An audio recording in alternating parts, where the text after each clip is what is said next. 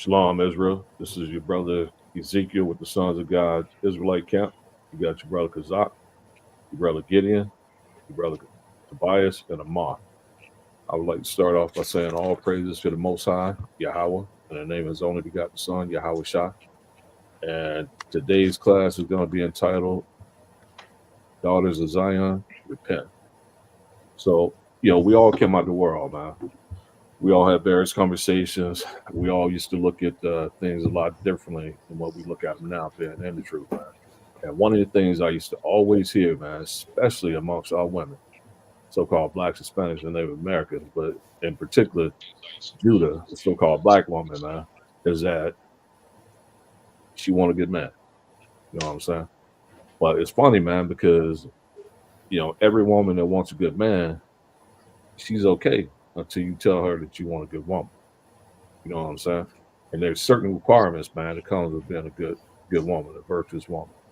There's certain things that make you not so good of a woman. And those are things of the world. We're going to go through precepts that cover both. But for now, man, let's start with that Deuteronomy chapter 23, verse 17. Because every woman wants a good man until it's required of her to be a good woman. And there's some things, as I said earlier, that comes with being a good woman. Deuteronomy 23 and 17. This is the book of Deuteronomy, chapter 23, verse 17. There should be no whore of the daughters of Israel, nor a sodomite of the sons of Israel. Con. So that word whore goes into harlot. Somebody is basically getting paid, man, for sex. Let's get the definition of whore though, man, in the Merriam dictionary that I sent you. Whore. Merriam-Webster.com. Whore, noun, plural, whores. Somewhat old-fashioned.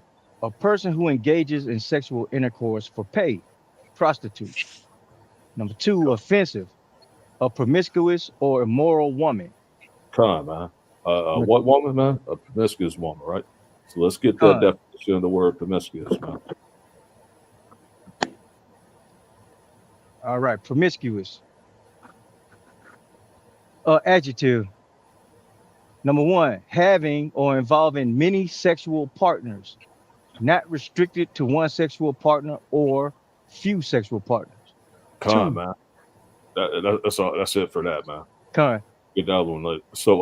So basically, man, a woman that has had more than one sexual partner, man. A woman that's engaging in sexual activity with multiple people. Really, man, if you read the scriptures, understand the scriptures, and I know women, hey, look, we're going to touch on some topics, and if this don't apply to you, then, let it slide off your shoulders. But if it does, you need to examine yourself. We were all in the world, as I said, we all come out of the world. So we all know there's some things that we had to repent from, and there's some things that others still need to repent from. As I said, we're going to touch on topics, maybe a sore topic for a lot of you women, because women have been taught here in Babylon that you equal to a man. You know what I'm saying? So you can do the same thing as a man can do. That's not so. A woman was never supposed to be with more than one man, one husband. And if that man died, then she can, remarry. But here in Babylon, you're taught that you can have multiple sexual partners, whether it be at one time or whether it be, you break up with this guy, you go on to the next guy. According to the scriptures, that's called whoredom. You've been a whore doing that. And the next term I want to get is let's get that friends with benefit, because you often hear women talk about friends with benefits. Let's get the definition of that real quick. con. Friends with benefits. Merriam-Webster.com.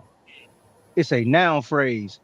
A friend with whom one has casual sexual relations without commitments. Con. So that's called being a whore. So you sleeping around basically with somebody that you don't plan on committing yourself to.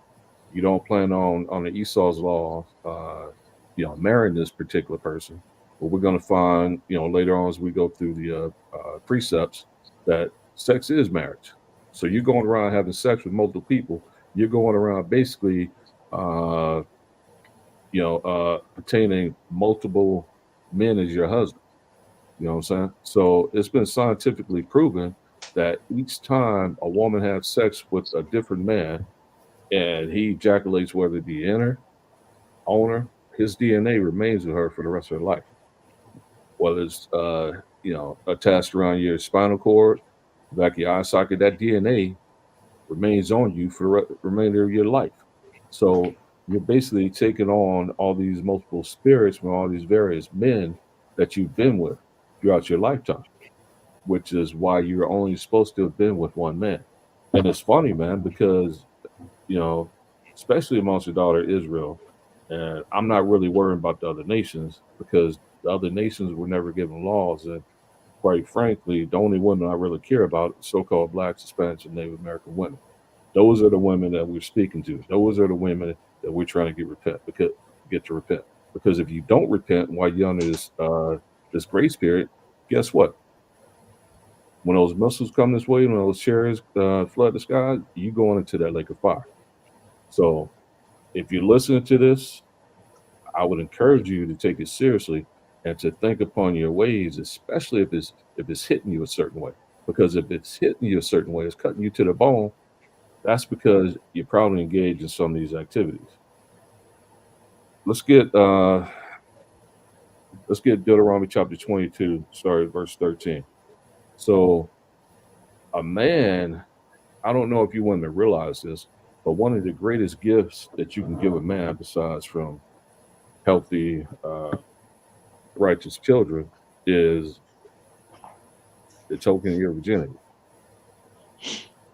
So you haven't given your virginity to someone that really didn't give a crap about you. He was only using you for sex. You basically taken away and given away. Well, that is really your husband, biblically speaking. So that's really biblically your husband. But you basically given away something that is precious and valuable to a man that's taking you seriously and actually wanted to, make you his wife. You know what I'm saying? So you freely and willingly given to somebody something that really was meant for the person that was meant to be your husband. And it's funny because you marry women, right? And they come to you with all these various experiences they had. They've laid down and learned to do that care nothing about them. And really, they come to you and they're doing to you the things that they learned to do by this other dude. And some of those things, I'm sure you brothers know what I'm talking about, took time to perfect. Then they come to you and they're doing the same thing. Well, those things that you learned to do with these dudes that did not care about you, really, they were just using it for your body. Those are things that you should have been learning to do with your husband, the person that actually settled down and married you. Not freely giving these things and doing these things to someone that just looked at you as another notch in his belt.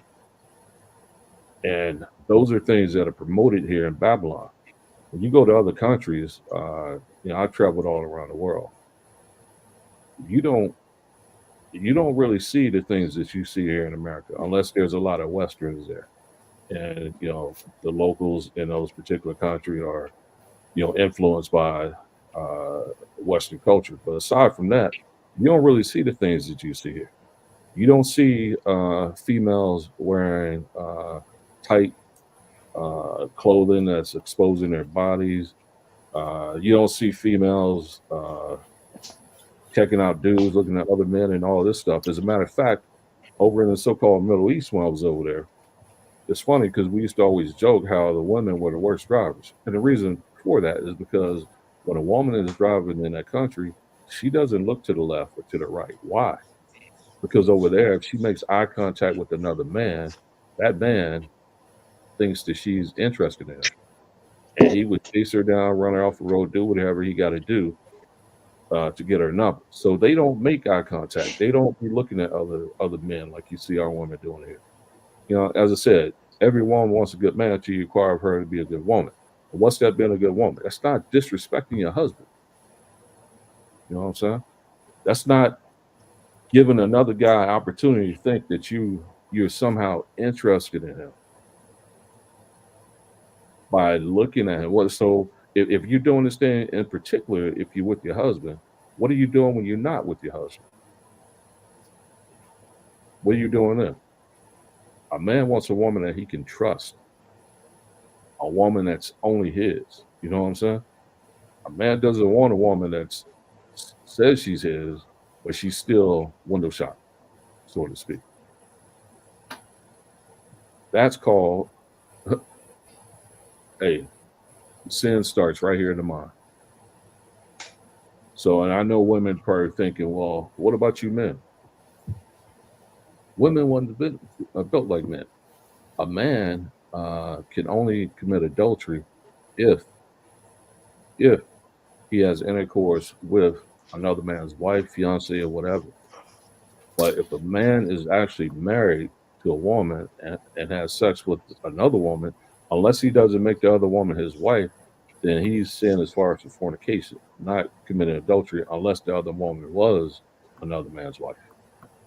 Hey, Con, let me come in on that, man. Huh. Cause every time we bring out rebuke or correction for the sisters, then it's a problem. Huh. We can get out there, man, and talk about the brothers and everybody in the amen corner. Then you talk about the brothers, everybody, yeah, that's right, that's right. But as soon as you bring up a woman being held accountable for what she does, then it's a problem, right? And back to your other thing, man, about sex, right? It's like you got a master key to it, you got a lock, right? So and you got a key to a lock, right? So if only one key open that lock, then it's a good lock. But if every key opens that lock, then you got a shitty lock. So you know that's the master key can open every lock, and then you got a key that open just one lock. But that woman is the lock. You know, same token. If you got a woman that's like a cup, in fact, that's a chalice, right? They use that. The Egyptian is a phallus and chalice combined, right? So if you got a cup, a chalice, and if you touch the chalice, right, that cup, you could touch the outside of that cup, right? But if everybody putting stuff in the cup, then the water inside the cup is nasty. You see what I'm saying? Like you could touch the chalice, the phallus, you could wash it off. But you can't wash off the chalice. You got to clean the inside out of it. Everybody putting stuff in there, then what's inside of it become dirty. And it also has been shown scientifically that a woman retains the DNA of every man she has sex with. You know, so if your kid come out looking like Mr. Earl from 6 years ago, now you know why. You're absolutely right, huh? And that's one of the things these women don't understand, man, is that, you know, no man wants a lock, man, that every key fits. You know what I'm saying? It can open. He only wants a lock, man, that he can open. You know what I'm saying? If everybody can open it, man, then what's inside ain't really secure, man. Everybody got access to it. And that's the way some of these women are, man. And it's funny because a woman, man, when she does dirt, man, she really does dirt. You know what I'm saying? Let's just be honest. Here in America, man, in order for you to really catch the eye of another woman, man, they looking at the material things you got. What kind of car you driving, how you dress and stuff like that. All that shit's, all that stuff is gonna end during Jacob's trouble though. But that's how they look at. Whereas a woman, man, a woman only has to do one thing, and that's let a guy know that she's available. It don't matter what she looked like. It don't matter what she dressed like, because we know some of these dudes, man, they stick their key in any lock, man, no matter what kind of lock it is. So a woman don't have to go through the same efforts to obtain sex that a man has to go through, man. All she got to do is let somebody know she's available. And what's really crazy is that a lot of these women think that other dudes are gonna want to marry them, man. If they marry and they screwing around. Hey, man, I'm a man. I'm gonna tell you straight up. If you marry and you screwing around with your husband, unless this other person is a complete idiot, he's only using you for one thing, and that's what you got between your legs. That's your box, because he knows that if you marry and you screwing around on your current husband, guess what? It's a high likelihood that you're gonna screw around on him too. So why would he want to try to build something with you? You only for fun. You just disgrace yourself and your husband by doing the things that you're doing. A man wants a woman who respects herself. If you don't respect yourself, how can you respect anybody else? Let's get that Deuteronomy 22, start at verse 13 and go through 21. Deuteronomy 22:13. If any man takes a wife and go in unto her and hate her, and give occasions of speech against her, and bring up an evil name upon her, and say, I took this woman, and I went, and hold on a minute, and when I came to her, I found her not a maid. So this man, when it says went into her, I mean, obviously went into he's having sex with. That's how she's becoming his wife. And when he went into her, he's claiming that she wasn't a maid, that she wasn't a virgin. Go ahead, up. Then shall the father of the damsel and her mother take and bring forth the tokens of the damsel virginity unto the elders of the city in the gate. Con, because times past, man, a woman being a virgin, man, that was a big deal, man. I mean, that's why you pay the dowry or whatever. Now you go into a woman and you pay the dowry of her virginity and she's not a virgin, like you're gonna be pissed off, man. Go ahead, up. And the damsel father shall say unto the elder, I gave my daughter unto this man to wife, and he hated her. And lo, he hath given occasion of speech against her, saying, I found not thy daughter a maid, and yet these are the tokens of my daughter's virginity. And they shall spread the cloth before the elders of the city. Con. So this man went into her and he's claiming that at the time he went into her, had sex with her, and to make her his wife, that she wasn't a virgin. You know, Obviously, I mean, just like you got wicked women, you got wicked men. So were there times where men were probably claiming that this woman wasn't a virgin because maybe they just wanted to hit it or whatever? Yeah, you had wicked men back then. But you also had righteous men, and those righteous men wanted righteous women. You know what I'm saying? It's like a woman nowadays to believe that, hey, she hasn't been touched by no other man, and you go into her and you fall right up, you fall up in there to your neck, man. She been touched by 20 men. You be pissed, man.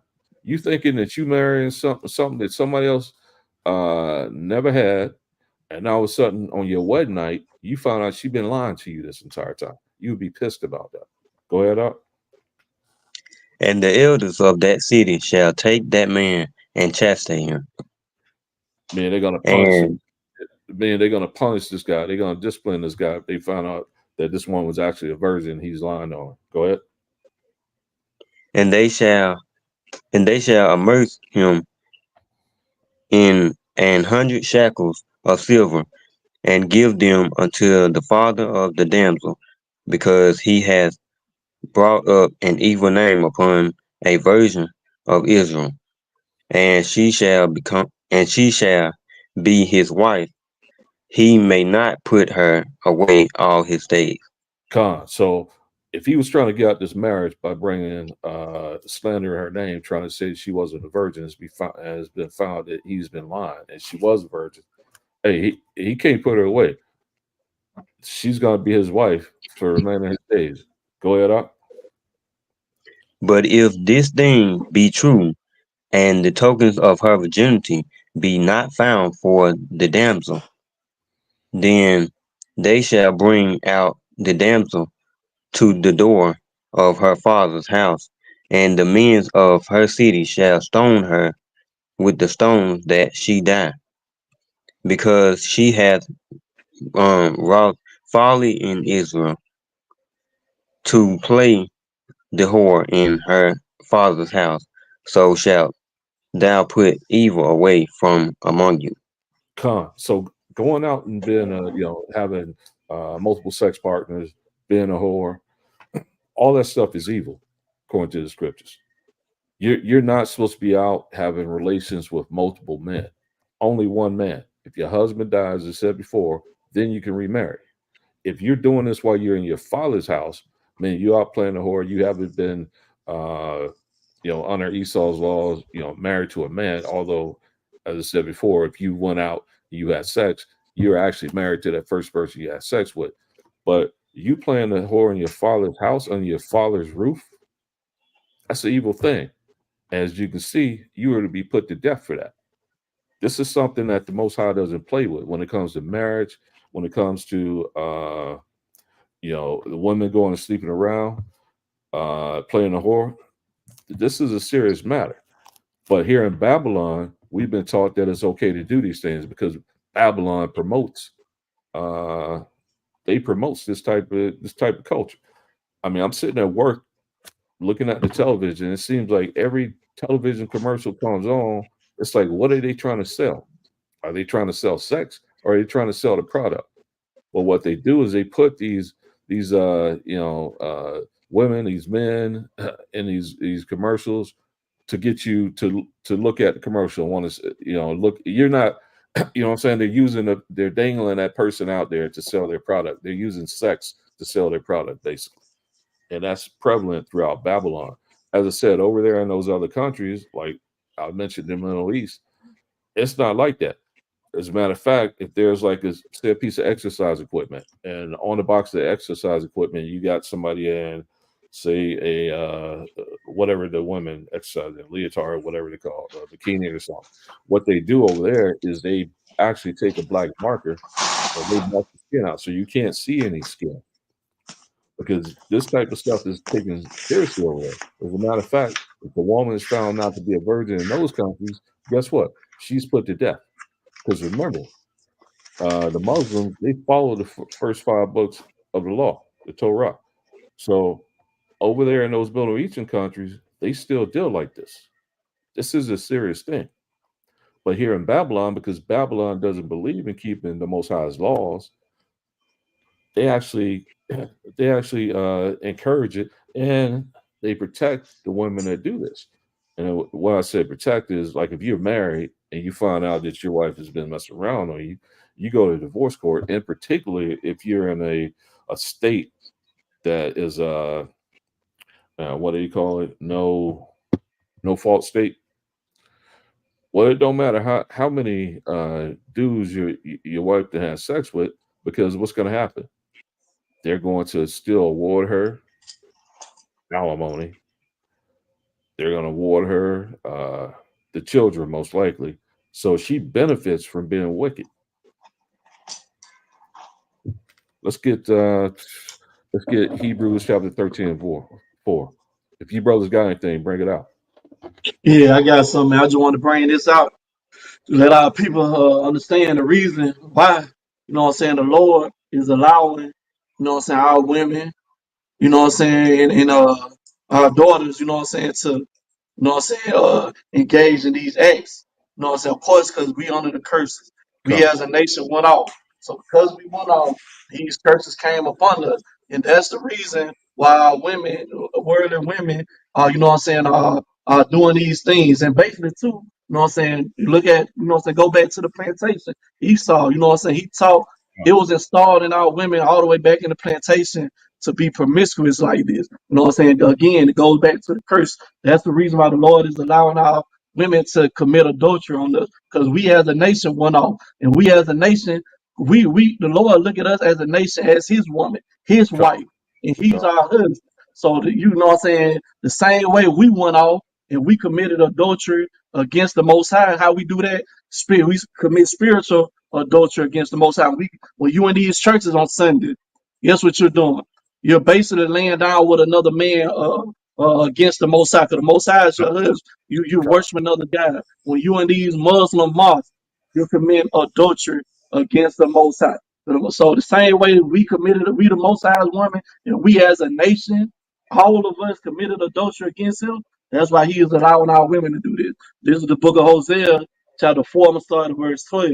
It said, my people as counsel at their stalks, and their staff declare unto them, for the spirit of whoredoms have caused them to err, and they have gone a whore from under their guide. Just explain what that was. We went a whore, and we went into these different philosophies, these different ideologies, these different false religions that we in. That's how we want to whore from under our God as a nation of people. They sacrifice upon the tops of the mountains and burn incense upon hills, because that's where we would go. You know what I'm saying? They will be idols carved out of stone and out of, you know what I'm saying, trees on these mountaintops and these hills. We'll go up there and we'll worship those idols. Let's say under oaks and poplars and elms, because the shadow thereof is good. Therefore, your daughters should commit whoredom, and your spouses should commit adultery. So the Lord says, just like you went up there and you're committing adultery against me, guess what? I'm gonna have your daughters and your women commit adultery against you too. So you can see how the feeling that I got, you're gonna understand how that feels too. So that way you will be corrected, and you wouldn't want that to happen to you. You're not gonna do it to me. So I will not punish your daughters when they commit whoredom, nor your spouses when they commit adultery. For themselves are separated with whores, and they sacrifice with harlots. Therefore, the people do not understand shall fall. So I just want to bring that out and let our people know the reason why these things are happening to our women is we under the curses and we committed adultery, spiritual fornication against the Most High. So he's allowing our women and our daughters to do the same thing to us. But you got to back up. Come, man. It's interesting that you bring that out, man, because it's funny, man, because Israel, man, we excel in everything we put our mind to. You know what I'm saying? We excel in sports, sciences, and anything we put our mind to, man. But we also excel in wickedness, man. And when it comes to this right here, man, our women really excel in this type of wickedness, man. I mean, going to restaurants and twerking, going to historical sites and making twerking videos. What type of people do that, man? That's how you can tell that we are the Israelites that the Bible speak of. You don't see no Asian women doing that. You don't see no so-called Middle Eastern women doing that. But you do see the black woman doing that, man. And for some reason, man, they seem to think that that is acceptable, an acceptable thing to do. When really, man, it's making our whole nation look foolish. You know what I'm saying? So it's just interesting that you brought that out, because our women, they excel when it comes to this wickedness, man. Let's get God. Hebrews 13:4, and it's funny because we talk about committing adultery and stuff like that. As I said, man, we were all in the world. We all talk. I got buddies, I talked to when I was in the world and stuff like that. And a woman, when she goes and like cheat on you or do whatever. Now, keep it in mind, you the person that is providing for her. She act all innocent with you, right? But the jokers that she go and commit fornication and adultery with, man, she'll go all out and be freak nasty for these dudes, man, and have you believing that she not a saint but shy or whatever. When in actuality, she ain't nothing but a freak, man. She just don't want you to. She just don't want you to know she's a freak because she wants you to look at her as being a good girl. Well, really, man, if you're going to be a freak for anybody, you should be a freak for your husband, the person that actually settled down, married you, and is taking care of you. That's who you should be a freak for. There's nothing wrong with being a freak if you only been a freak for your husband and you ain't Con, no other person in it. just you and your husband. Because what goes on behind them doors between you and your husband, that's between you and your husband. Ain't no sin in that. But our women, man, they want to go out and be freak nasty for everybody else but their husband. As a matter of fact, they'll be freak nasty before they get to you, man. Before they actually get to the guy they settle down with, they out there being freak nasty. Then they get with you, and then all of a sudden they misproved or whatever, man. That's why that's one of the reasons I'd be glad we got this damn rulership on the Esau, man. We get back to the kingdom. Because there ain't gonna be none of that, man. I get tired of every time I turn the television on, man. Or you look at some ad on your phone, man. You got our women in there being just like completely over the top, man. And you got our young girls, man, like looking up to people like Lotto and what's her name, Dirty Red or Sexy Red, and people like that, man. Those women are not to be looked up to, man, because those are the exact type of women that we sitting here talking about today. You don't want your daughters, your wives, your sisters. You don't want them growing up being like that. You want them growing up being a virtuous woman, a righteous woman, a woman that respects herself. Because if she respects herself, she's going to respect you. If she doesn't respect herself, guess what? She ain't going to respect you. Let's get that Hebrews chapter 13, verse 4.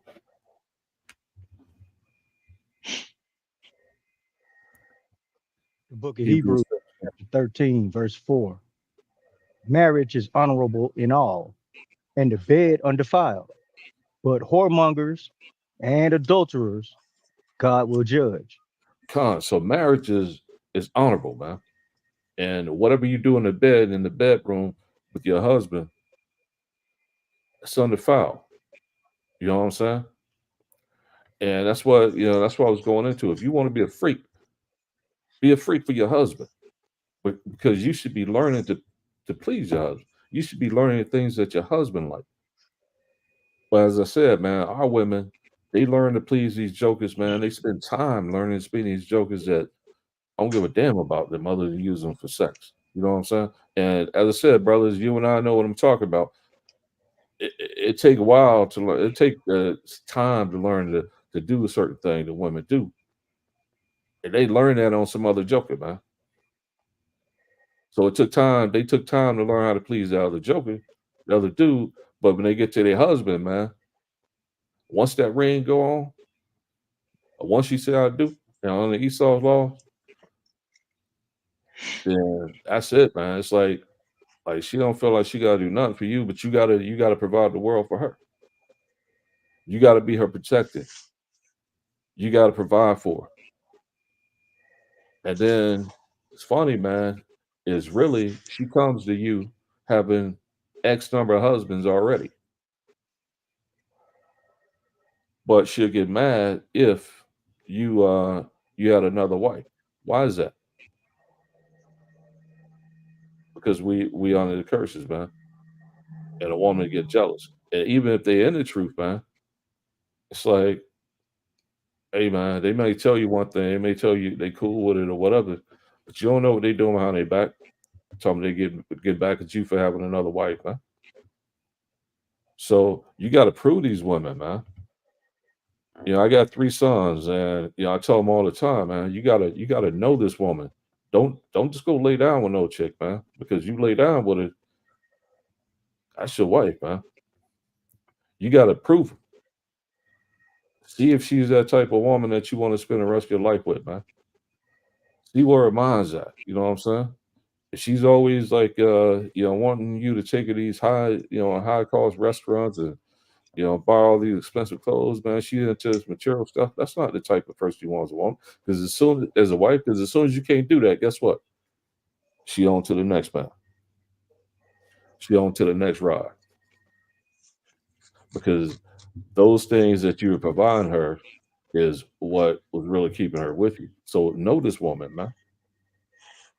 I mean, if you could take her out to, I'm just using this as an example, Carl's Jr., whatever, man, and she ain't complaining, about what type of car you driving. She just happy to be with you, no matter what y'all doing. That's who you may want to look at, man. But being in the world, if you in the world, man, you looking at these women and you looking at how they dress and how what shape they are, and you getting all googly eyed, man, over somebody that's probably been ran through. Because you looking at the outside and not the inside, man. You got to know what's on the inside. You got to know how this woman thinks, man. How is she on the pressing? How is she when say you get laid off from your job, man? How is she then? Is she complaining? Is she talking about leaving because you got laid off, man? Or she complaining because you can't afford a Bentley or something like that, man? And you driving a used Nissan or something like that. How is she? How is she when things get rough, man? You get sick. How is she then? Is she always complaining because she got to take care of you, help bring you food or something like that? You got to know these things about this woman, man, before you lay down with her. Because once you make her a wife, man, especially on the Esau's laws, man, if you ain't took time to learn this woman, to prove this person first, guess what? Half the things you work for, man, could be taken away and given to her. You want to pay this money for this woman for the rest of your life, man, and she just shacked up with some dude, and you paying her, and they going on trips, they eating off the money that you got to give her because of Esau's wicked ass laws. So know these things, man, before you lay down with a woman or even you promise to marry. Because really, man, if you engage to her, you ain't even touched her, you made that promise of marriage. Guess what?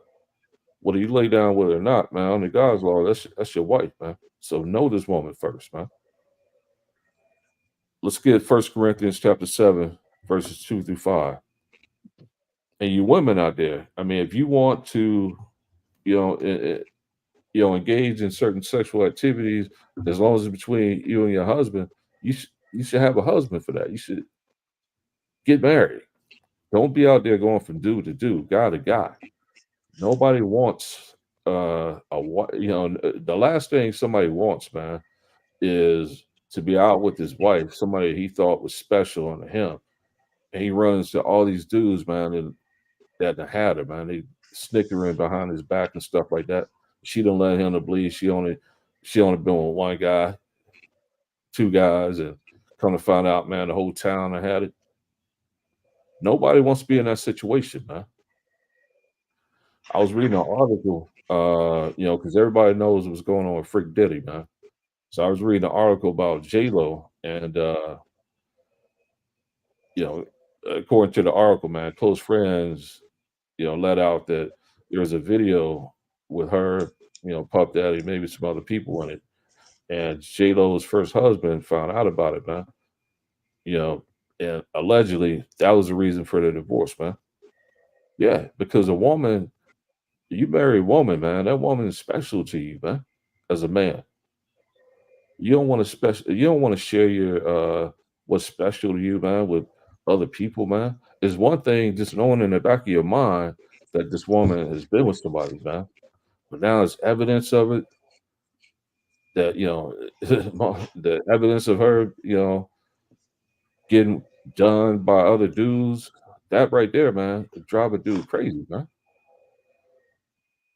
Because that woman is the love of that man's life, man. He loves her, and to know that she's out there sharing herself with other people, or she done these things, and she may have done things in that video that she wasn't doing to him. You know how that makes a man feel? It don't make a man feel good, but these women, man, they think that it's okay to be out there doing those things. It's okay to go out there and experiment and do all this other stuff and then get married. Not so. Nobody wants a whore for a wife. And guys, if you married to a woman that in the back of her mind she wants to do these things, man, unfortunately, man, if it's in her nature to do it, Ain't nothing you can do to stop it. Just let that hoe go. Let's get 1 Corinthians chapter 7, verses 2 through 5. Hey, let me bring this out on top of what you just said. Come, Proverbs 6:34. For jealousy is the rage of a man. come, Therefore, he will not spare in the day of vengeance. All right. So I come. just wanted to bring that out, piggyback off what you said, man. These cats don't be playing about these girls. There's more dudes in jail about a woman than about just about any other crime. Come, But most of the stuff they do is for the love of a woman or jealousy over a woman. So come, man. And you mess with a man's wife, man. That man come and put you and her to death. Hey, man, and he on the Esau, justified. he's justified. On the Esau's Yeah. law, you're gonna go to jail, but that's called a crime of passion. He's Hmm. justified putting you to death, man, because you should not have been touching his wife. And you women who are out there doing these things, he's justified because you should not have been out there playing a whore. So he's justified under God's laws for putting you to death for that. But under Esau's laws, it said crime of passion because the man was so enraged that he went and did this thing. But he's probably going to get some jail time. But really, on the God's law, he's justified. I mean, if you want to anger a man, man, I mean, mess with a man's woman, this woman out there doing whatever. That's the easiest way to hurt a dude, man. And women know that, man. They know that, and that's why they go out, man, and they go out and they do these things that they ain't doing to you. And they'll go out and do it with some other dude, man. And you're right, man. Plenty of guys are in jail, man, for putting people to death for that, man. And under the Most High's laws, I mean, they justify for doing so. Let's get to 1 Corinthians chapter 7, 2 through 5. Man, if I can add too, I just want to, you know what I'm saying, let our men out there know, you know what I'm saying, don't mean go around acting all paranoid every time your wife leave the house, you know what I'm saying, because Come, every time your wife step out of the house, every 5 minutes, you calling her, trying to see what she at, trying to make sure she ain't doing this or doing that. If you got a woman like that, then you just, you know what I'm saying, if you got that mentality, then you should just stay single, you know what I'm saying, because, you know, like, if you, like the scriptures say, let me bring this out. Tobit 8 verse 6. And now, Lord, I take not this my sister for lust, but uprightly, therefore merciful, ordained that we may become aged together. Like the I was bringing out, man. You know what I'm saying? You prove that woman. But a lot of our men in this truth and out, definitely out the truth, but in this truth too, a lot of men do not prove these women they get with. They just see the nice smile, the nice breasts, the hips, the ass, and they just looking at that. So they ain't trying to prove that. So they quick to they quick to let that overwhelming heat come upon them. Then they just sleep with a sister. Now you stuck with a sister, but you ain't prove that sister to see what that sister about, to see, you know what I'm saying, her mentality. And now you sitting up there, you know what I'm saying, you every time she leave the house, you scared she's gonna go out and sleep with another man. But if you would have never took that sister for lunch, you would have knew what type. You should know what type of woman you marrying and you bringing into your household too. So we're not saying, you know what I'm saying, be walking around like you say, you being a bugaboo. If she can't leave the house, you call the phone. She got to talk on the phone with you.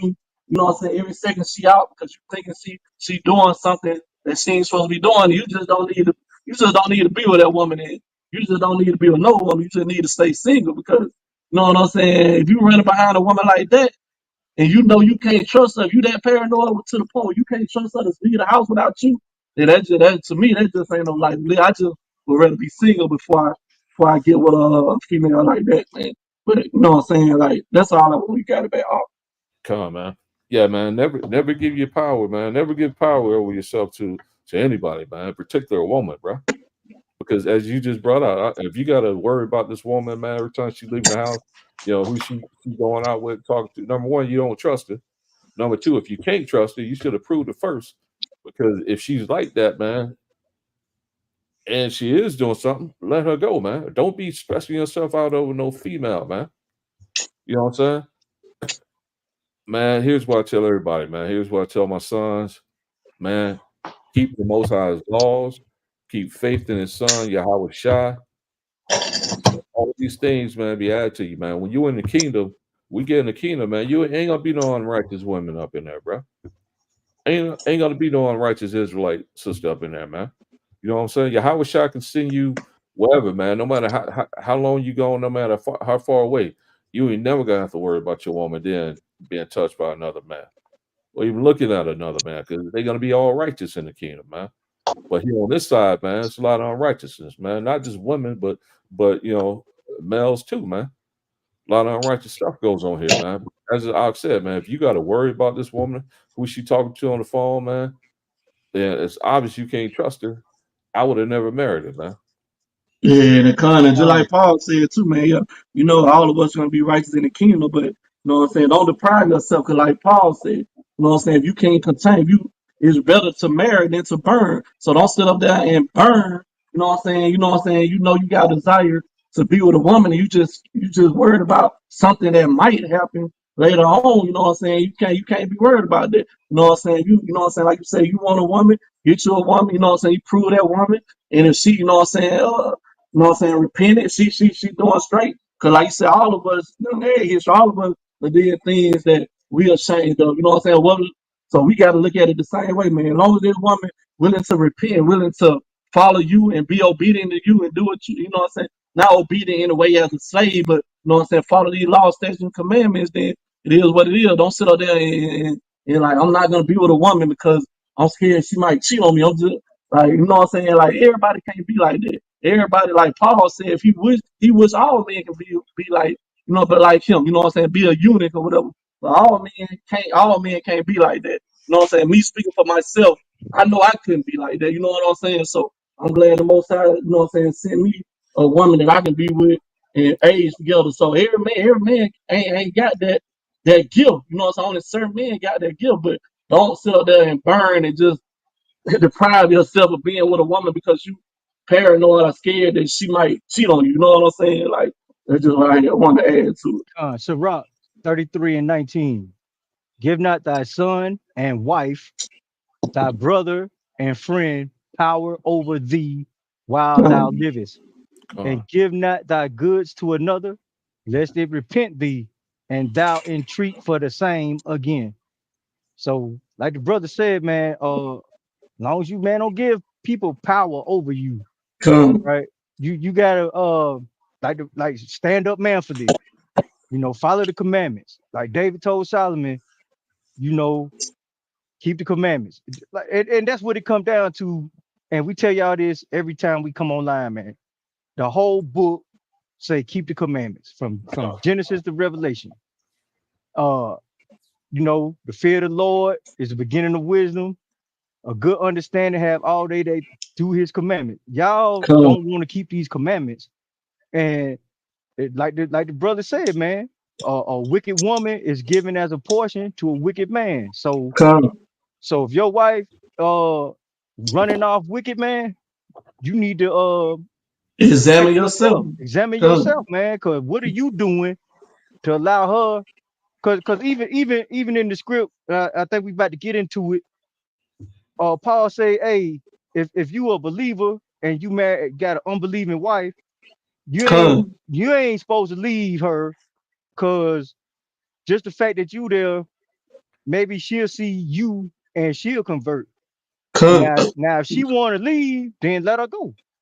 You know what I'm saying? But you can't just up and be a wicked dude and say, uh, she don't keep the commandment, man. I All ain't right. fooling with her no more, man. You married that woman, you got to stay with her. Now, if she want to leave, or if that wicked Jake want to leave, then like Paul said, let him go, cause you ain't under no contract no more. In that case, Come.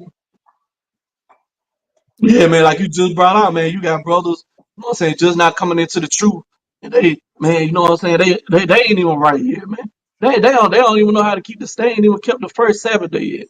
You know what I'm saying? They don't know how to keep the commandment, but time they come into the truth, oh man, my wife, this and that, they automatically trying to put her away. No, man. You know what I'm saying? You get yourself right first. You get right? yourself right, make sure you in order. And like I just brought out, then that woman might see your good works and see this ain't a phase you going through, then she'll follow behind you and trust and believe. If a woman really love a man and that woman really want to be with that man, she gonna follow behind that man, no matter what he into. If that woman really love you, want to be with you, she gonna follow behind. She gonna follow behind you. You can be in the wickedness. You can be in the world. You can be in the wickedness. If you got a woman, she want to be with you. Get what? She gonna be in that same wickedness you into. You know what I'm saying? So you come into this truth. You keep you get yourself right. You make sure you doing the things you need to do. And then that woman see what you doing, and she, you know what I'm saying? She want to be with you. She start, you know what I'm saying, following the commandments. Even if, you know what I'm saying, like I said, if she be pleased to dwell, even though she might not fully come in, she's still like, okay, baby, you say, you know what I'm saying, you ain't celebrating Christmas no more, you know.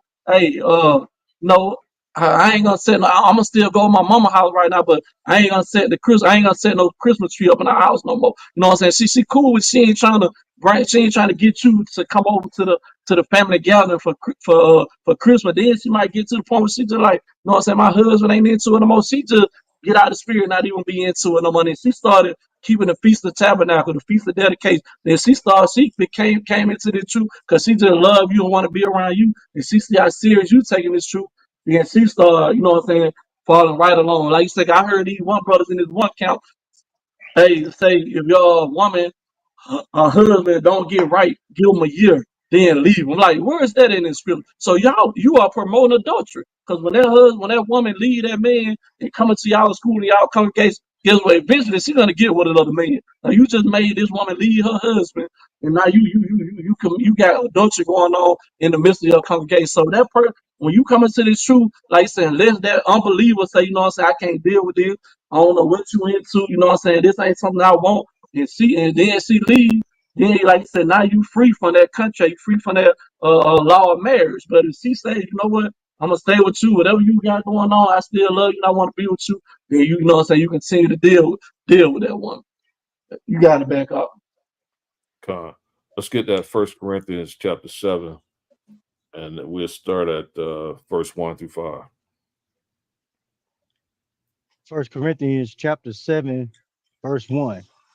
Now concerning the things whereof ye wrote unto me, it is good for a man not to touch a woman. Nevertheless, to avoid fornication, let every man have his own wife, and let every woman have her own husband. Con. So, like the art was bringing out, we're not saying for, guys to run scared thinking that, they're going to get with a woman that's going to be out there cheating on them or whatever, because let's face it, every woman and man have, certain needs, certain desires. But to avoid fornication, to avoid sinning, let every man and every woman have their own wife and husband respectively. You know what I'm saying? So that way you won't be out there sinning. You won't be out there going from person to person, committing fornication and adultery. You have your own husband, your own wife respectively to engage in those things with. Go ahead, up. Verse 3.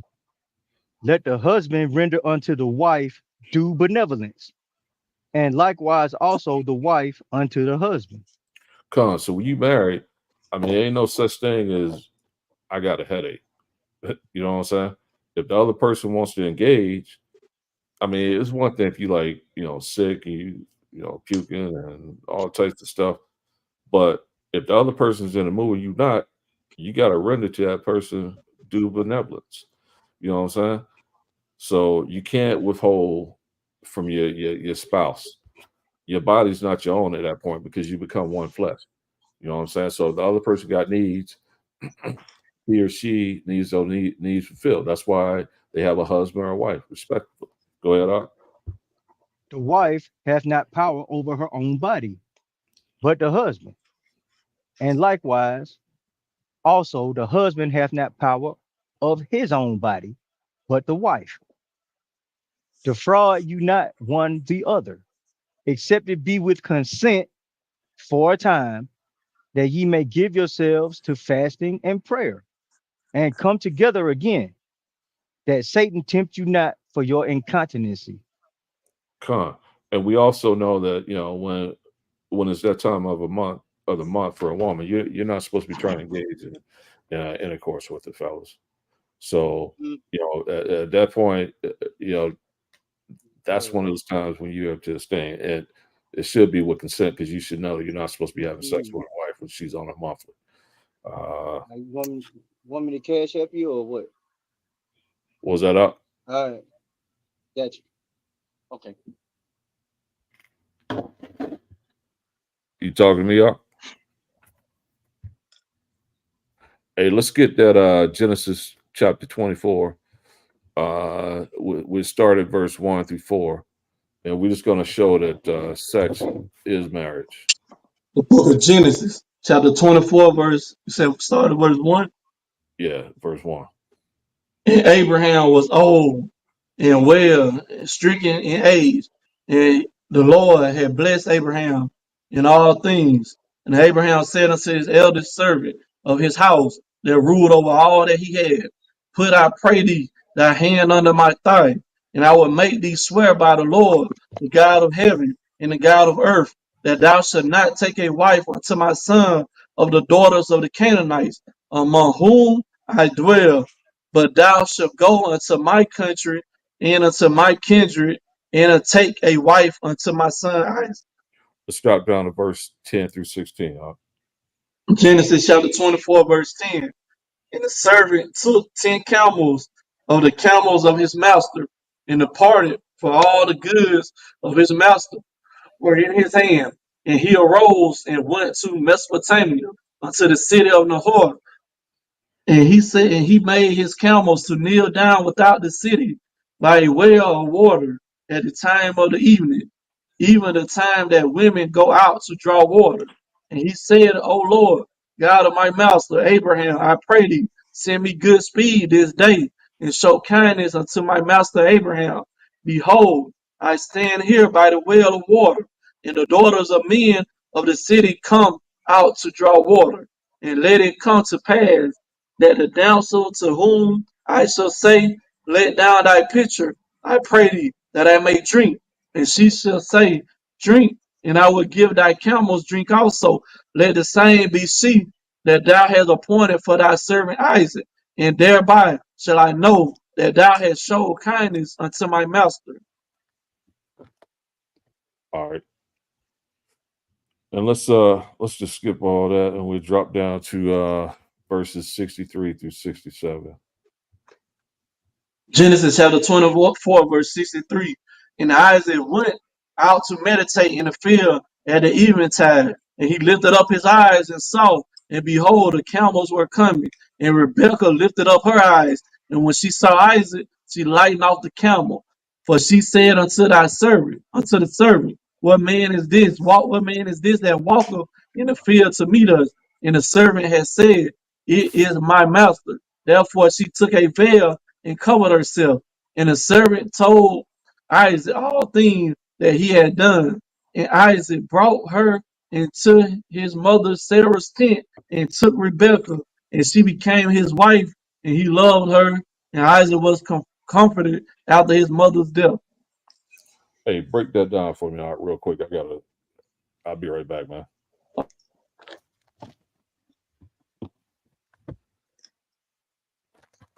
All right. So basically, what we show right here is that Isaac had never met Rebecca, right? So prior to Abraham sending his servant to, get Isaac a wife, Rebecca, who had been with no other man, the two didn't know each other. So when Isaac saw her and he took her into his mother's tent and took her, that taking her is talking about having sex with her. So when he went into her, when he took her, had sex with her, that's when she became his wife. So it's not like here on the Esau's law, you got to go through the courthouse or a chapel or something like that and stand up and, give all these vows. No, when you go into a woman, that woman is your wife. You consummate that marriage through sex, which is, what consummation is. So she becomes your wife at that point. Uh, so that's why I said, us being here in Babylon, obviously, we've all committed adultery at some point before we came to this truth, because the woman that you laid with had been with other men, so therefore you were committing adultery with her. And then when you got with that woman, you repented, and you two became new creatures. But sex is marriage. Let's get Genesis 29 verses 18 through 28.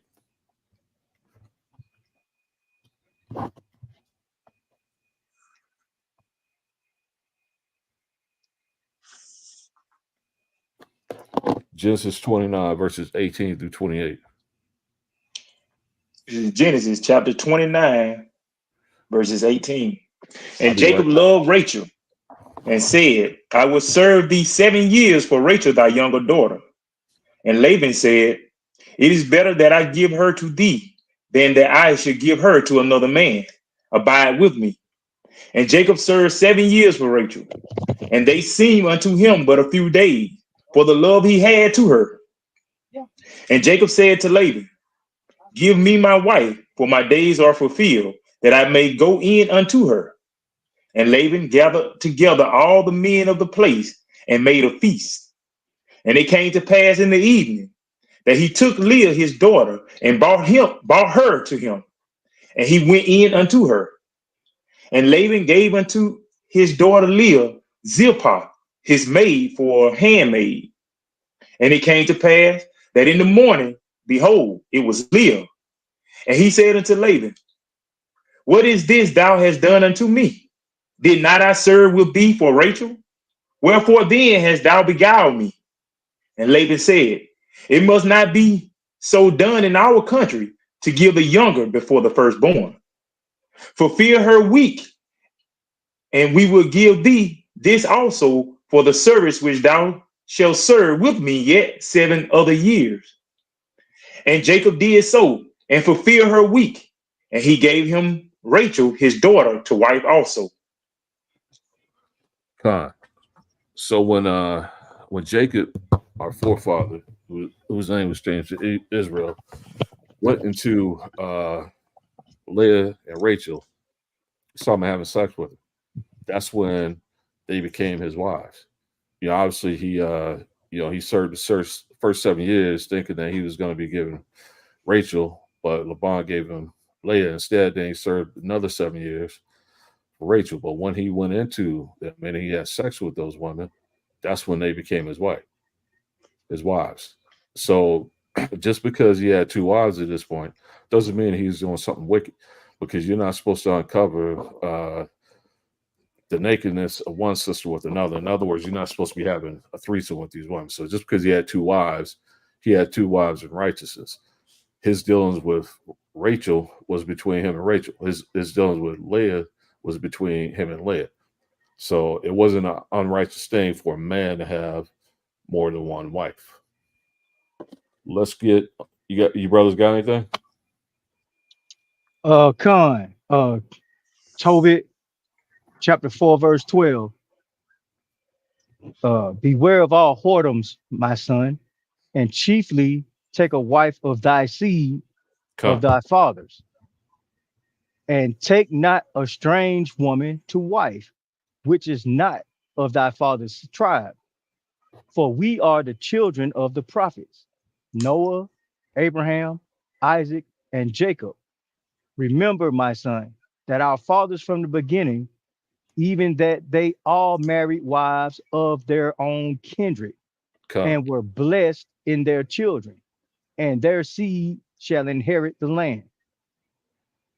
All right, so to go back earlier, what Ark was talking about, man, Abraham went to his family to get a wife for his son. Isaac instructed his children to take a wife or their kindred, which Esau eventually did, but he didn't do it at first. He eventually went and did it to please his parents, right? But Esau was wicked. And I'm not trying to use Esau as an example, but because he did what he did from the jump, and then he went back, called himself repentant, and then he went and took a daughter of the children of Ishmael, right? But the point is, just like in Deuteronomy 7:3, where the Lord said, don't go out to these other nations looking for a husband, looking for a wife, because what's gonna happen is, just like the Ark said earlier, whatever they follow, you're gonna end up following, right? So what we teach the God of this Bible, we teach the God of Abraham, Isaac, and Jacob. So it's a track record of Israel going on a whoring after the other gods or the other nations. So it's a more likely of a chance that you gonna backslide to Christianity, Islam, Buddhism, whatever you was in before, it's more likely a chance that you're gonna backslide to that than you to take a wife or your people and you teach her the right way, right? So don't you I know y'all say yada yada because y'all love the other nations, right? It's just like I said, the brother on the street was like, white people love white people, Asian people love Asian people, African people love African people, Indian people love Indian people, and black people love white people. And we don't have a love for our own people. And that's something we need to establish and build. And one way you show that you don't love your own people is to take and marry somebody from another nation. Con. Hey, let's get that John chapter 4, start at verse 7. We're going to read 7 through 18. This is the Samaria woman at the well. So she's an Israelite. John chapter 4, start at verse 7.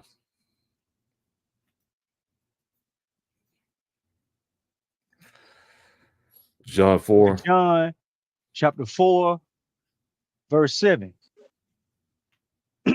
There cometh a woman of Samaria to draw water. Jesus saith unto her, give me to drink. For his disciples were gone away unto the city to buy meat. Then saith the woman of Samaria unto him, how is it that thou, being a Jew, askest drink of me, which am a woman of Samaria? For the Jews have no dealings with the Samaritans. Con, as you know, Israel, after the death of King Solomon, we split into two kingdoms. You had the northern kingdom and you had the southern kingdom. And then Samaria, I believe, is the capital for the northern kingdom. Go ahead, up. Con, Yahushua answered and said unto her, if thou knewest the gift of Yahweh, and who it is thou say to thee, give me to drink, thou wouldest have asked of him, and he would have given thee living water. The woman saith unto him, sir, thou hast nothing to draw with, and the well is deep. From whence then hast thou that living water? Verse 12. Art thou greater than our father Jacob, which gave us the well and drank thereof himself and his children and his cattle? Con. So see, Israel, she said, our father Jacob. You know, Jacob is obviously his name was changed to Israel. He's the forefather of the Israelites. So this woman is an Israelite who Yahushua is speaking to. Let's drop down to verse 15. I'm glad you put emphasis, if I can add too, just the sidebar though, glad you put emphasis on this woman saying, art thou greater than our father Jacob? So she's acknowledging that she's from the lineage, the seed of Israel. And like this woman was lying, wouldn't Yahweh know that? You know what I'm saying? Because you got camps out there teaching that this woman is a heathen woman. You know what I'm saying? It just wanted to sidebar that right there. Con, You man. got You wouldn't be carrying on a conversation with him, man, if you Con. Verse 15. The woman saith unto him, sir, give me this water that I thirst not, neither come hither to draw. Yahushua saith unto her, go call thy husband and come hither. The woman answered and said, I have no husband. Yahushua said unto her, thou hast well said, I have no husband. For thou hast had 5 husbands, and he whom thou now hast is not thy husband. In that sayest thou truly. Con. So why would Yahushua say to her that she had 5 husbands? Because 5 different men had gone into her. That's how, because sex is marriage. So she's not understanding that just because a man hasn't, settled down with her and claimed her as his own, she's had sex with 5 different men. And really, the first man was the actual husband, but those other guys that went into her too, Yahweh Shai saying, you had 5 husbands, you had sex with five men. So going back to what we were talking about before, sex is marriage. You go into a woman, that woman becomes your wife. You brothers got anything to bring up? Yeah, I just want to add to that too, because just like we brought out earlier, man, because this has double wisdom to it. Because just like this woman physically had laid down with these different men, but that's also was going into how I was getting on her about the Northern Kingdom, by the different guys that they was worshiping. So I just want to add that out. Man. Good point. I could bring that out, man. Because they went off into adultery, and then eventually went off to adultery, man. Let's get that Sirach chapter 36. We'll read verse 24 first.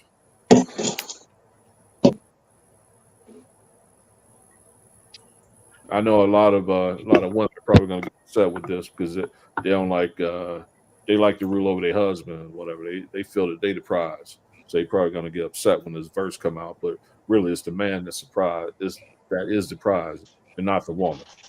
You know what I'm saying? The book of Ecclesiasticus, chapter 36, verse 24. He that getteth a wife beginneth a possession, a help like unto himself, and a pillar of rest. So when a man gets a wife, so when you want to settle down with your husband, you're that man's possession.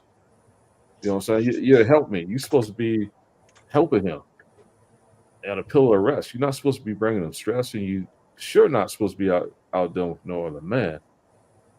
You're that man's possession. And who wants his possession spoiled by anybody else? What man wants his possession spoiled by other men? Nobody. So you need to keep this in mind when you say you're ready to settle down, when you talk about you want a good man, because as I brought out earlier, every woman says that she wants a good man until that man requires of her to be a good woman. So you being a good woman, meaning you ain't having dealings with no other man. You ain't at work flirting with no other man. You will help me for your husband. Now, in this day and age, with the way the economy is, if your husband not blessed to have a good job where he's bringing good money, you're supposed to be a helpmeet to him. So if you got a job, you two got to financially support the household. You're supposed to be a helpmeet to your husband. And if he is have a good job where he's he's able to support the family financially or whatever, he's doing his job. You should be expecting this man to come home after he get off work and you've been at home and expect this man to cook, take the babies. Nah. He got his job, which is to provide for the family, and you got your job, which is to be a helpmeet to the man and a pillar of rest. So when this man comes home having dealing with the world, and I'm sure most of you know the black man is the most hated man on the face of this earth. You know what I'm saying? So we go to work, man. We got to be twice as good, work twice as hard as other nations, man. And we got to deal with the problems of the world, the problems at work. The last thing a man wants when he comes home is to have some woman coming up nagging him. That's just something minor that could wait. You know what I'm saying? Let the man unwind when he gets home. Hey, somebody got loud noise in their background. Yeah, Mark, you can mute your mic, man. Sound like a train or something. Good old Alabama and them trains, boy. Yeah, man. So you ain't supposed to stress your husband out when he get off work. That man comes on. He comes on to rest. So as I said, we all came from the world. So I got friends who are still in the world. You know what I'm saying? They Israelites, but they don't know the Israelites, so they dealing with the women of the other nations, man. And in particular, Moab and Ammon, so-called Asian women. So we get to talking, man, and they were married to previously to Israelite women, to Jake women, and they tell me it's like Dre, Ezekiel. The only thing that I'm gonna tell you, man, it's like it's a big difference, man. When I get home, I don't have to worry about my wife stressing me out. You know what I'm saying? She takes care of the home, the meal's done, clothes iron, whatever. bathwater. It was like night and day. It was like when I was married to, so-called black woman, it wasn't like that. Come home, she stressed me out. There's always issues, and it's like she always want to argue, go places and argue. So the other women are taught. The women of other nations, they're taught to take care of their husband. Our women aren't taught that from birth. You know what I'm saying? And it's primarily the curses that we're under.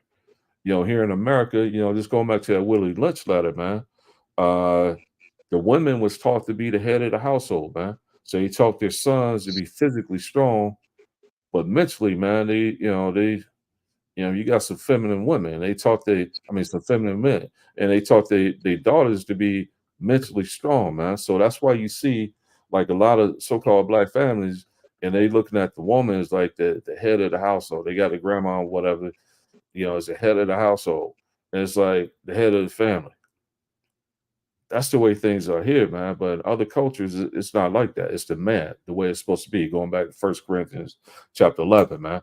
The head of the man is Hamashiach. The head of the woman is the man. The head of Hamashiach is Yahweh, the Father. But in our communities, man, it's like backwards, man. It's like, women tell me they wear the pants in the family. That's completely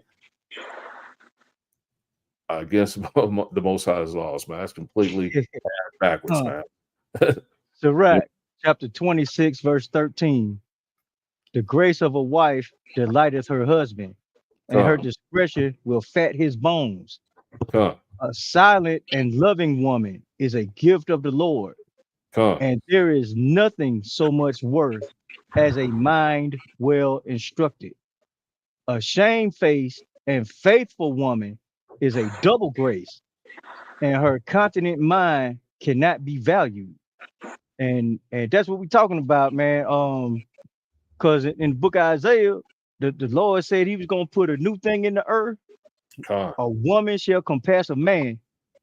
Right? And that's what's happening today, man. What the Lord set forth in his command for us to follow, we don't want to follow. And because we don't want to follow it, and now it's been turned upside down, man. The woman is compared to the man. She don't want to take care of kids. She don't want to take care of husband. It's not all her fault, but it's our fault as men, right? And once we as men, when it got to a certain point, man, it's hard to reel these women back in, man. Right. Because why? Because there's no father in the house. Right? So there's no man there for that balance. Because the Lord said he hates a false balance. And all our children growing up with a false balance. And now it was a time where everybody knew that one sissy in the neighborhood, but he was quiet about it. Everybody knew what he was, but he was quiet about it. Now, as you can't even correct these kids now because it's a hate crime. Because the women are raising monsters, man. They raise it, and that was all the way back in Deuteronomy, man. From Deuteronomy, Isaiah, man. The women they found a way to get rid of that man so they could be independent, and they raising monsters, right? And we as men, we had to find a way to reel that back in. And the way the Lord set forth for us to reel this back in is to keep these commandments.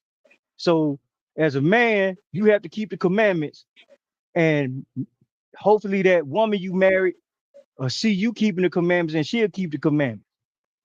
But it depends on how wicked you are, because the Most High give a wicked woman as a portion to a wicked man. It's a cycle, man, that we got to turn around, and everything starts in the home. They tore up the whole community by starting with the families.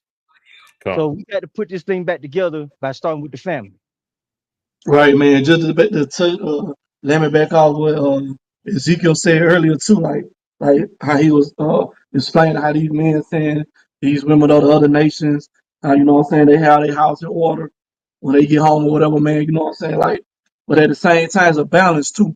Like when you come home, don't just come home being a drill sergeant. Time you open the door, woman, what my bell water wearing? Woman, what my sandwich at? You just, you know what I'm saying, being you being a drill sergeant, don't be like that neither, cause like they tell you in Peter, like the woman is the weaker vessel, and love your husbands. I mean, love your wives as Christ loved the church. You know what I'm saying? So just like we teaching our women and trying to, you know what I'm saying, root out everything they was taught here in Babylon and build them up in the scriptures, we as men gotta, you know what I'm saying, we gotta deal accordingly too. So you don't come home acting like a drill sergeant, you treat your wife like she a brother in the camp with you, and you shalom, y'all. You know what I'm saying? You salute her with the handshake that we do. And, hey, go run my bad water, woman. No, you don't be like that. This is the book of Sirach, chapter 4, verse 30. Be not as a lion in thy house, nor frantic among thy servants. So you can just picture a lion in the house. You got a lion roaming around your house, man. You gonna be scared to make any move. So you don't want your woman running around walking on eggshells. She's scared to do anything wrong, because anything she do, you ready just to jump on her, tackle. You know what I'm saying? Like we said, we all came from the world, so it's a process for all of us getting right. You know what I'm saying? Like we everything not just gonna be done perfectly, man. It's gonna be a process until the kingdom come. So just like we're getting right for to prepare ourselves, you know what I'm saying, for that marriage, you know what I'm saying, you gotta, you know what I'm saying, just don't be acting all aggressive for no reason, and you coming home looking for a reason to attack your wife. Now if you come home from a long day of work and your wife don't work, she at the house, you come home, house messed up, you know what I'm saying, ain't nothing done, then of course you have a reason to be upset, but just don't come home being a lion looking for something to attack her about, man. But you got to back off. Con, good points you brought up. I mean, we were going to do another class separately, man, to get on the men too, because I mean, the men have a responsibility as well, man, with regards to all this. Yeah, as you said, don't be a lion in the household, man. And I mean, if you coming home and I mean you've been a jerk to your wife, man, then I mean you get what you deserve, man. As Kazak brought out, man, a portion of a wicked woman is given to a wicked man. You know what I'm saying? So don't come home acting that way, man. Respect goes both ways, man. So respect your wife, man. You two are one flesh, man. You don't hate your own flesh, man, your own physical flesh. I mean, she's part of you. So don't come home acting like that, man, towards her. You know, respect her as well, man. So respect goes both ways, man, between the man and the woman, man. And, I tell everybody that. That's my belief, man. That's how I do it at work. You know what I'm saying? Respect goes both ways. The way people deal with me is the way I deal with them, man. But your wife, you want her to respect you, so you respect her as well, man. Let's get I know in this society, man, when people have disagreements, Esau has had it, man, so that even if you don't want to get fully divorced, you can get legally separated, man. But let's get that Corinthians, 1 Corinthians chapter 7, verse 10, man. Because just because you legally separated, man, sometimes people got to understand, and during this time we separated. You go do you, I go do me. You know what I'm saying? I mean, if they hook up with other people, then come back together. But that's not the way it's supposed to be with regards to, women. A man, if he goes to deal with another woman, unless he's dealing with somebody else's wife, if he don't take that woman and make her another wife, then he's committing fornication. But the woman who's separated from her husband, man, she goes and deal with somebody else, she's committing adultery, man. Let's get this 1 Corinthians chapter 7, verse 10 through 11. The book of 1 Corinthians chapter 7, verse 10. And unto the married I command, yet not I, but the Lord. Let not the wife depart from her husband. But, and if she depart, let her remain unmarried, or be reconciled to her husband. And let not the husband put away his wife. Con, man. So the only way that a man can put away his wife is for, fornication, for adultery, man. But if this woman, man, leaves her husband, departs from her husband, she's to remain unmarried. You know what I'm saying? So she can't go deal with another man. So I mean, she can't go, put her mouth on another man's rod, letting them fill up on it. She, pleasing him with her hand. None of that, man. She can't go deal with another man. She got to reconcile with her husband, man. She go deal with another man, she's committing adultery. So I know a lot of women, get divorced, man, and think that just because they're getting divorced under Esau's laws, that it's okay to go deal with another man. But really, you commit an adultery by doing that because you're supposed to reconcile with your husband. But if she does go in and deal with another man, say you marry, you put your wife away, and your wife goes and deal with another, and you thinking that, man, maybe I want to get back with her, man. Let's see what the scripture says about that. Let's go to Jeremiah chapter 3, verse 1.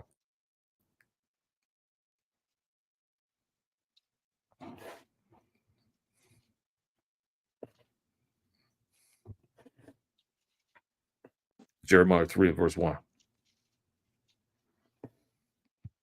The book of Jeremiah, chapter 3, verse 1. They say, if a man put away his wife, and she go from him, and become another man's, shall he return unto her again? Shall not that land be greatly polluted? But thou hast played the harlot with many lovers. Yet return again unto me, saith the Lord. So, I mean, in this verse, obviously, the Most High is likening Israel, as his wife. We play, as Gideon brought out, man, we played the harlot, with these other, religions, these other idols that our people offer in Christianity, whatever. But in this context, I'm using it as a man putting away his actual wife. So if you put away your wife, man, you divorce your wife, and she deals with another man, this man is laying seed in her, on her, or whatever, man. That's polluted ground. Now, you cannot go back to her, man. You're not supposed to go back to her. She's been polluted by another man's seed. Now, as we brought out before, it's been scientifically proven, man. Every man that a woman deals with, his DNA stays with her for the remainder of her life, man. That's polluted ground now, man. It's more polluted than when you put her away. You're not supposed to go back to her, man. So I know, here in Babylon, we not understanding who we are, man. I'm talking about we, Israel, so-called Blacks, Hispanic, Native Americans.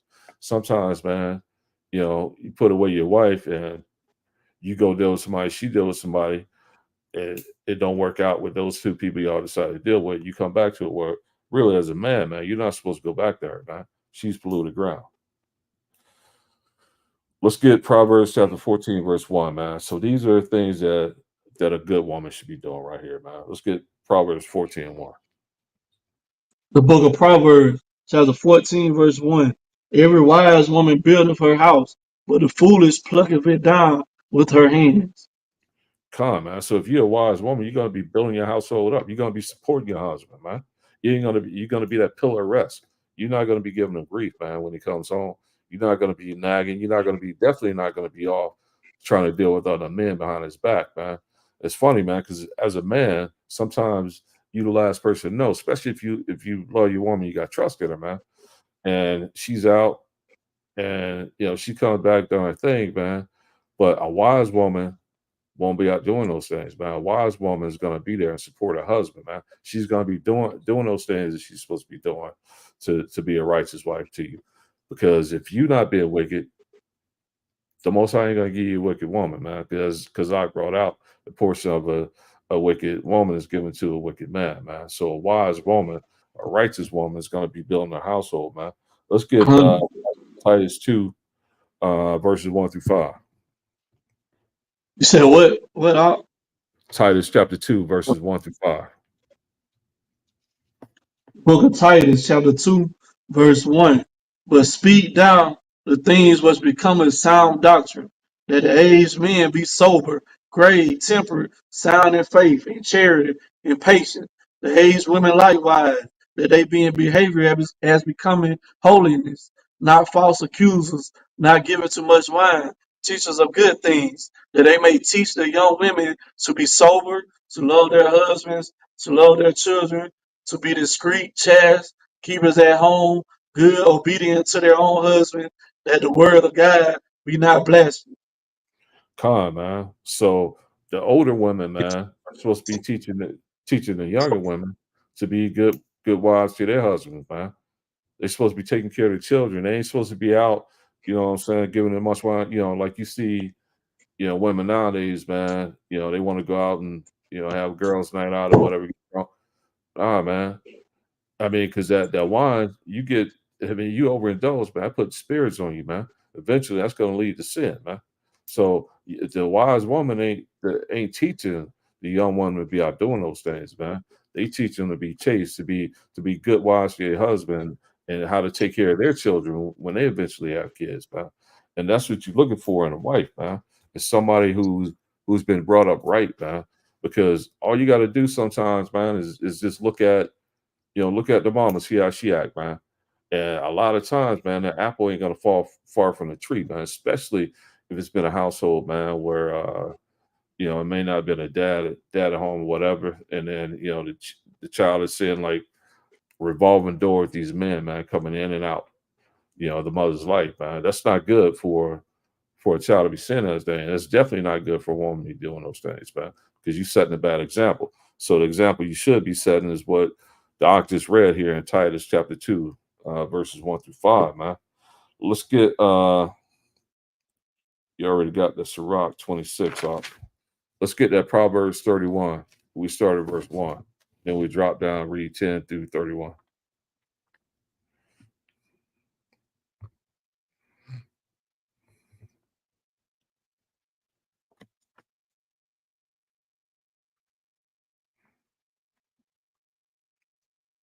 Proverbs chapter 31. Start at verse 1.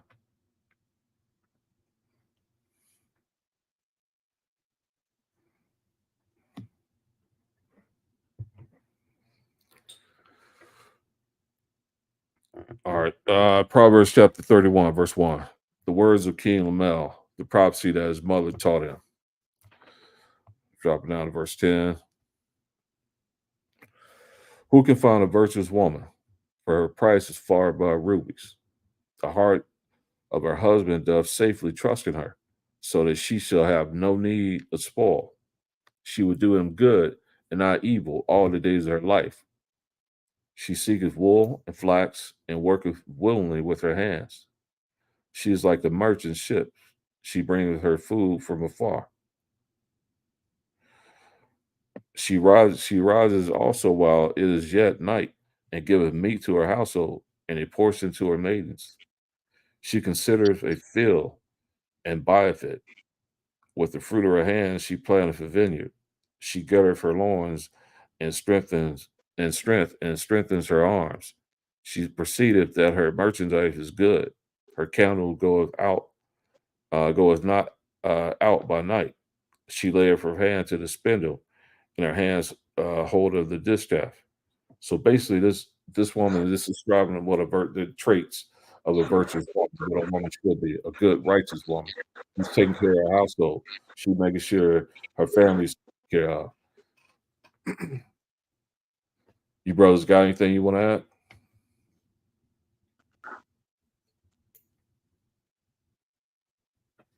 add? You brothers got anything you want to bring up?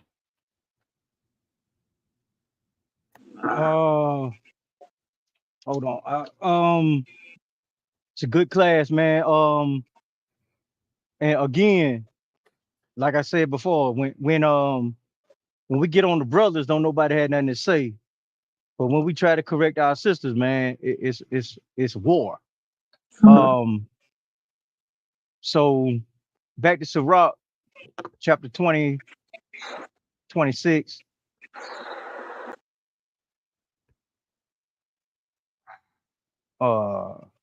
25 and 13. You said Sirach 26, 25, and 13? No, Sirach 25 and 13, and it reads, give me any plague but the plague of the heart, and any wickedness but the wickedness of a woman. Right? Like the op brought out earlier, man, Jake is wicked, but when Eve get wicked, man, she really puts her heart into it. Right. It's amazing that how Eve will sit there and scheme, and when the wickedness of a woman, man, you don't want to deal with that. right? Cause it's just a sorrow to a man's heart, right? It says, I had rather dwell, verse 16, I had rather dwell with a lion and a dragon than to keep house with a wicked woman. The Come, wickedness of a woman changes her face and darkeneth her countenance like sackcloth. And you could tell, man, when it's coming, man. That's a perfect sign, man. Them facial expressions, man. come, You know when a woman is about to get ready to go in on you, man. come, Verse 18, her husband shall sit among his neighbors, and when he heareth it, shall sigh bitterly. All wickedness is but little to the wickedness of a woman. Let the portion of a sinner fall upon her. It's like I said, man, men are evil.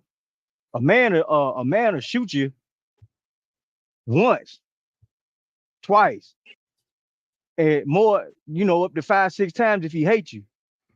But that woman, man, she'll scheme and plot on you, man, and you'll die a horrible death, and she'll damn near get away with it, right? come, Like I said, I was a deputy for a little while down there in Montgomery, man, and the worst domestic crimes, man, you could tell it was when they have overkill. You could tell there was a domestic relationship when there's overkill, right? If you see a man stabbed or shot multiple times, man, he was dead probably on the 3rd shot, but you shot him 15 times. That's overkill. That's a sign of domestic violence, man. come, And here go the crazy part about that, man. It's worse when it's a homosexual relationship, man. They really, really overkill.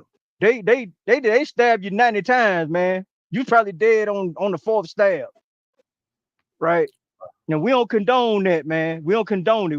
It's been, the studies show that the highest quote unquote divorce rate is among lesbians, right? So that just go to show that that's not a natural relationship to begin with. The come, women and women, they know it. Most of that is some more experimental stuff or hurt feeling stuff. And then when they come back to their senses, man, but all these women, and that also go to show that with such a high divorce rate among lesbians, that goes to show maybe the woman is the problem in these relationships, right? It's funny. Maybe. It's funny that you mentioned studies, because I was looking at a study too, man. And for the highest divorce rate among races, man, obviously, so-called Negroes, so-called blacks had the highest percentage of divorce rates. And then you break that down further, man, between the men and the women, it was the woman that had the highest divorce rate between the two, man, between the man and the woman. And the race that had the lowest divorce rate was the Asians, man, the Moabites and Ammonites. And then next to them were the Edomites, man. But our people have the highest divorce rates in the country, bro. And I'm talking about not just for so-called blacks, I'm talking about for Hispanics. If you combine, the Hispanics, Native Americans, that's where the highest divorce rates are at, man. And when it comes to STDs, man, because if you out doing these things, living with multiple people, man, you taking risks with your health, man. So the highest percentage of STDs was amongst Jakes, man. We had the highest percentage of STDs, man. That's those curses falling upon us, bro. It's like, what was that? Judges chapter. I forgot what chapter it was in. It was Judges, man, where the Levite that had the concubine, man, who was basically a wife from another nation. And she went to her father's house, and he went together. And I'm just paraphrasing. And basically, man, she wanted to go play the whore, man. So what was her ultimate judgment, man? She basically got ran through all night to the point where she died, man. And we get ready to go through Jacob's trouble, man. So Jacob's trouble, man, it's going to be all types of hell breaking loose here on this earth, man. And if you women ain't got a righteous men as a protection, man, that's why the scripture said, a man should be, I'm just paraphrasing, better than fine gold, man. Worth it better more than fine gold, because that righteous man is going to be a hedge of protection for you. Because you out there, man, talking about you want to be a boss chick and you don't need no man and all this stuff, man. And you out there doing this wickedness. Guess what, man? The Most High may be saving you for something like that, man. Since you like some of you like going from rod to rod, man. Maybe your faith is going to be the same faith as that concubine in Judges, man. She got ran through all night to the point of death, man, because she wanted to go out and play the whore, man. So I mean, just because you've gotten away with this so far, man, nothing's happened to you, don't mean that the Most High ain't got punishment laid up for you down the road. You know what I'm saying? Because He give no man or woman license to sin. So you need to think about these things, and while we're still under grace, if this is you that we're talking about, you need to repent while we're still under grace, while you still got time. Don't wait and think that I just be a thought for another 6 months and then I repent. Most High may take your life before then. You know what I'm saying? And then a lot of our women are getting these what do you call it, man? Not Facebook, but OnlyFans pages, man. Well, you get paid to show your body to do sexual acts on camera, man. You still playing the whore. So you need to repent from that as well, man. And as I said, it goes both ways with the brother, man. This class we getting on the women. Next class we get on the brothers, man. But that's all I have, man. Unless Yakim got something else you want to bring out. Yeah, Khan. The one thing I really want to emphasize, man, is that women, we need our women need a hedge around them. Khan, man. And we need righteous men to provide that hedge for our women, man.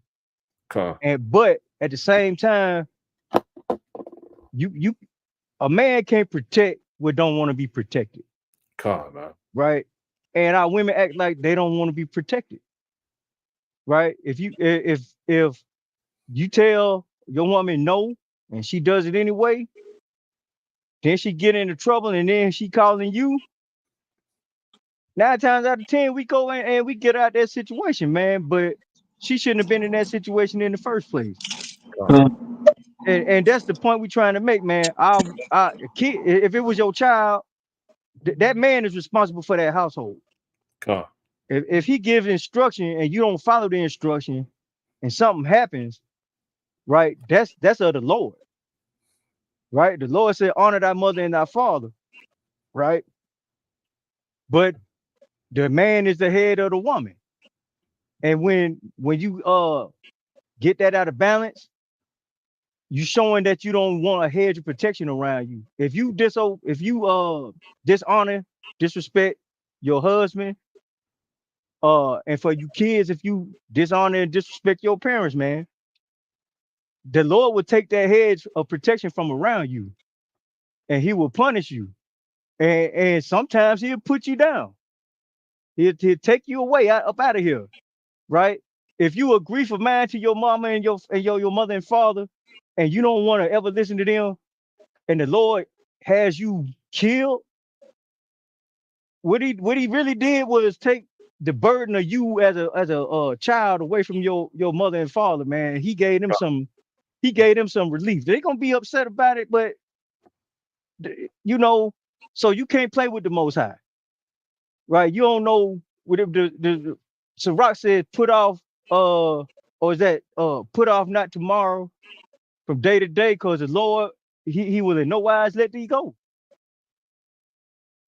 Yeah, y'all keep playing with the Most High, right? And this is another thing, like we said, spiritual things, the things that are spiritual are manifest physically on this earth, right? So when you and Paul said the law is spiritual, and when you violate that spiritual order, if this instruction might have come from your parents or a physical person, but that they got it from the Most High. This is the Most High's law. When you break that law, then you are stepping into a world where the Lord can judge you for what you did. Right? And that's what's happening. All these gangster rappers out here, getting gunned down in the street, that's of the Lord. Cause why? You asked for it. Like the Lord will give you, like, be careful what you ask for, because you might get it. The Lord, he don't play, right? You should don't tempt the Most High, because you keep on tempting the Most High, he gonna give you what you're asking for, right? And like I said, as far as being a righteous woman, man, if you want protection from the men in these last days, especially because you don't know what's gonna jump off tomorrow, right? It's gonna come a time where you're gonna need a man to stand out in front of you and protect you, and maybe your children too. But if you're a wicked woman and you presenting yourself like you don't need that hedge of protection, when it's time for, when something happens and you actually start crying for that hedge, these men are not going to protect you. It's been shown lately, right? Men don't open doors no more. Men, it ain't even no R&B niggas singing no more. There ain't no crooners out here anymore. We said the 90s is over, man. Yeah, it's over. It's over. Chris Brown, the last crooner. Hey, I got a precept, huh? Con. Just to go along with what y'all brothers was saying, man. Like you said, we not saying that every woman's gonna have a man, need a man to get the kingdom. You repent, keep these commandments, Lord might have your man set up for you in the kingdom, not on this side. But you know what I'm saying, you women who are looking for a man on this side, you need to get with a man that's in his truth, a man that keeping these commandments, because a worldly man is not gonna be able to protect you. A worldly man, he's not going to be able to protect himself. Because why? The Lord is not going to have them angels around him protecting him. These worldly men, guess what? They're going to get caught out there. They're going to get caught out there in famine, in these race wars, in this World War III, this draft that they're going to get drafted in. So they're going to be getting put to death too. So they're not going to be able to protect their own self. Of course, they're not going to be able to protect you. So you women, you looking for a man, get with a man. You know what I'm saying? You prove that man too, because just because a brother got fringes on don't make him righteous. You know what I'm saying? That brother can be wicked as all out there. You get with a man, court that man, date that man. You see that man is really about this truth. You know what I'm saying? Hey, get with that man, because them are going to be the only men that are able to protect you. Like Ezekiel's 1 and 2 in these days, when you seeing, you know what I'm saying, women being raped. Now, been seeing videos, man, a woman just walking, man, just not hit her, drug behind the car and tried to rape her, man. Guess what? If she was married to a man of the Lord, that wouldn't never happen. You know what I'm saying? The Lord would have had that protection around her, because she would have been, Lord would not let that happen to a woman that's keeping these commandments and that's in order. You know what I'm saying? You seeing a lot of videos. I heard about this one video where a woman got raped on a train and nobody even, like Kazak said too, nobody even helped her. They just, hey, minding their own business while this woman is getting raped and raped, because we got to be careful what we saying. The YouTube guideline. Woman was getting forced right there in front of everybody on the train, and nobody even helped this woman. That woman had a man of the Lord, those things would have never happened. But this is Isaiah chapter 32, verse 2.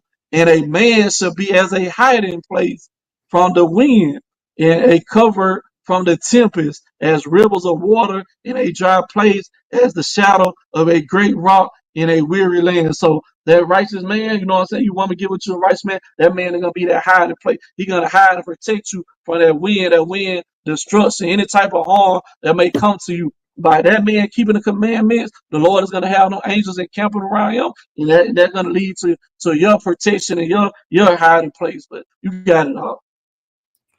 Come, man. Unless you brothers got anything else, man. That's all I have.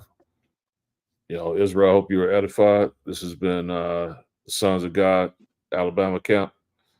Again, I would like to say all praises to the Most High Yahweh, and the name of His only begotten Son, Yahweh Shah. Shalom. Shalom. Shalom.